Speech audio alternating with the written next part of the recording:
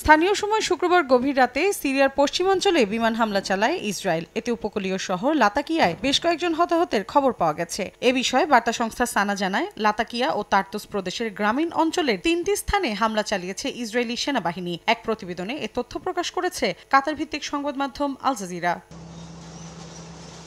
এদিকে হামলার দায় স্বীকার করেছে ইসরায়েল, জানিয়েছে প্রায় এক মাসের মধ্যে এটি দেশটির ওপর প্রথম বিমান হামলা। লাতাকিয়া অঞ্চলে আন্তর্জাতিক ও ইসরায়েলের সামুদ্রিক চলাচলের স্বাধীনতার জন্য হুমকি তৈরি করা উপকূলীয় ক্ষেপণাস্ত্র সংরক্ষণাগারে হামলা চালানো হয়েছে। পাশাপাশি ওই অঞ্চলে অভিযান অব্যাহত রাখার ঘোষণাও দিয়েছে নেতানিয়াহু বাহিনী, যাতে তাদের দায়িত্ব পালনে বাধা না আসে এবং তেল আবিব ও তার নাগরিকদের জন্য যেন হুমকি প্রতিহত করা যায়।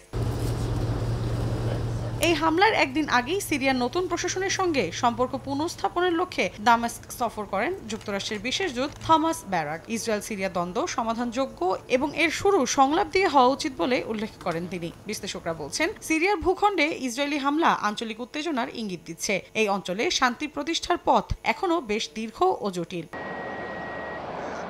বাশার আল আসাদের শাসনামল এবং তার পতনের পর থেকে সিরিয়ায় নিয়মিত হামলা চালাচ্ছে ইসরায়েল। আসাদ সরকারের পতনের ঠিক আগে সিরিয়ার আরও কিছু সীমান্তবর্তী এলাকা দখল করে নেয় তেল আবিব। তাদের দাবি, সিরিয়ার অন্তর্বর্তীকালীন প্রেসিডেন্ট আহমেদ আল শারার প্রশাসন ইসরায়েলের জন্য হুমকি স্বরূপ।